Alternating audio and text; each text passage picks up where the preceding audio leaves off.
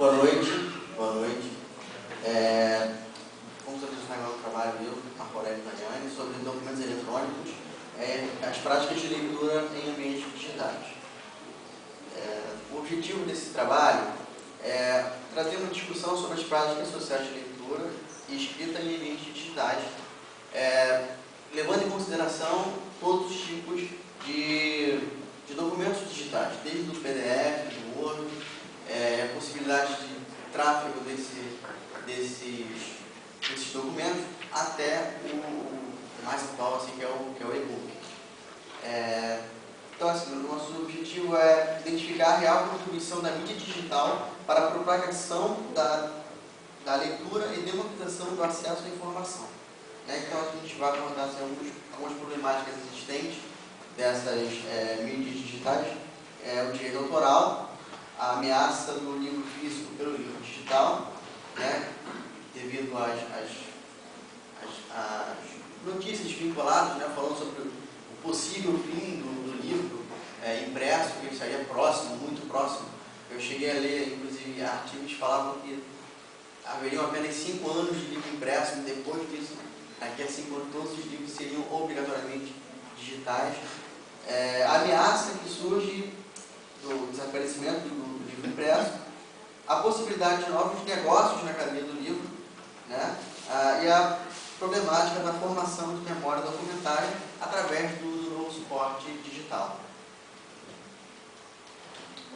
Desde a Revolução Industrial, que ocorre uma ampliação do comércio internacional, então, face a essa emergência desse novo modelo de sociedade, você tem um livro se transformando em uma mercadoria como outra qualquer. O livro, tradicionalmente, ele vem sendo o grande suporte de acesso ao conhecimento ao longo da história da humanidade.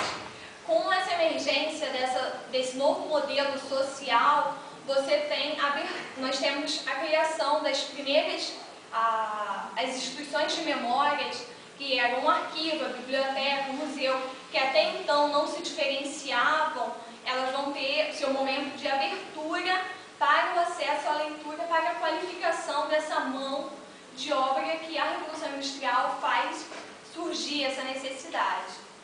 Então, nós temos esse acesso a essa leitura enquanto evento social. A leitura, ela diferencia-se principalmente entre 2 tipos de leitura.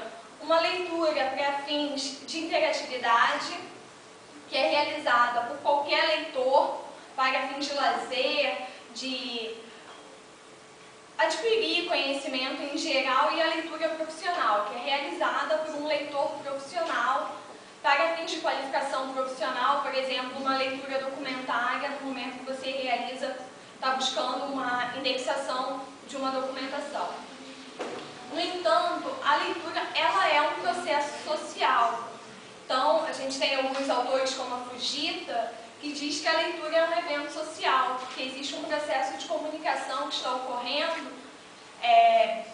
sobretudo entre 3 variáveis, que é o texto, o leitor e o contexto.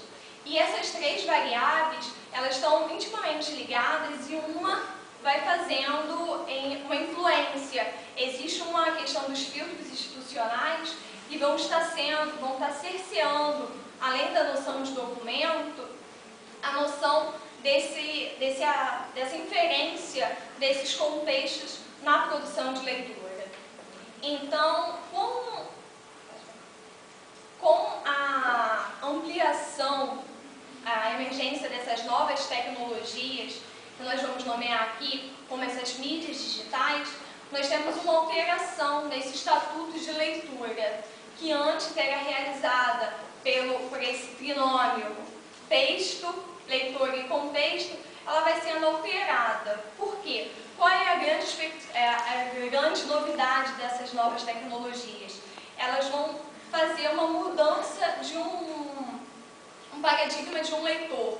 O leitor ele passa de um leitor passivo, como alguns teóricos das mídias falam, um leitor passivo para um leitor ativo, que vai ter uma interferência maior no processo de leitura. com isso, a gente emerge essa questão do hipertexto, que você tem uma inferência sobre o processo de leitura, e as mídias, a grande expectativa é que você pode aliar texto e outras formas de interação. Então, você tem um som com uma imagem, você tem essa migração. E no nosso trabalho, a nossa ênfase maior são os e-books. Então, assim, a gente achou interessante e importante trazer a questão do e-book no Brasil, né? Que é um fenômeno de mídia digital, um fenômeno muito recente, que merece toda a consideração, principalmente nós, os bibliotecários, e a gente precisa fazer uma contextualização dele no cenário nacional. Quer dizer, é um mercado tão ascendente, mas que ainda não é conhecido do grande público, ainda não é de acesso para o grande público. Então, entre esses motivos desse não acesso ao grande público, a gente cita como a produção dos livros fora do país, quer dizer, ainda é baixo o número de livros produzidos em português. As editoras, livrarias e autores não definiram ainda um modelo de negócio, então isso está um pouco que a cargo de cada editora que define o seu preço e que é uma política que ainda está sendo consolidada no Brasil. Com a exclusão dos gastos de papel e encargos gráficos, a tendência é que o custo da publicação seja barateado. No entanto, isso não vem acontecendo, né? Então, existe uma diferença muito pouca ainda do livro impresso, do livro comum, como a gente conhece, no formato impresso, para o formato digital. Às vezes 20% de desconto, às vezes 30%, quer dizer, é uma coisa ainda que poderia ser ainda muito mais barato, tendo em vista o material gráfico, que é o grande encarecedor, um dos grandes encarecedores do livro, que é a própria produção, a manufatura do livro. Então, como isso não acontece no livro eletrônico, espera-se, na verdade, que fique mais barato o livro. Isso ainda não está sendo refletido. O Brasil, embora a gente não tenha uma tendência, pelo menos na mídia, de se ouvir isso, ele é o maior produtor editorial da América Latina e responsável por mais da metade da produção bibliográfica editada no continente. E então, num cenário que você tem uma produção editorial num país tão grande, por que os e-books não introduziram e aqui na nossa sociedade ainda, no nosso país? Porque a gente está tentando fazer uma contribuição de mostrar quais são essas inferências. Você tem essa questão desse parque editorial muito vasto. No entanto, o e-book no Brasil é uma questão prioritariamente de mercado. Porque o que ocorre? Você tem esse aporte muito grande, mas a gente vive numa sociedade em que as diferenças sociais ainda são muito, muito latentes. E você trazer numa sociedade, por exemplo, os dados da Academia Brasileira do Livro de 2007 indicam que os brasileiros leem cerca de 1,8 livros por ano, enquanto a média para países desenvolvidos são 10 livros anualmente. Então, você introduzir, né, uma nova forma de produção editorial numa sociedade com essas questões ainda é uma complicação.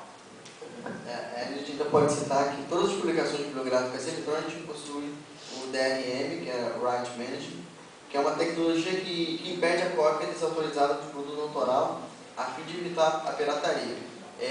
Evita tanto a pirataria que também evita a própria mobilidade você não consegue emprestar, se você tiver 2 aparelhos, 2 leitores, você não consegue fazer uma migração. Quer dizer, é uma coisa que ainda precisa ser muito, muito estudada, porque hoje, se você compra por um e-book um livro, você só vai ler naquele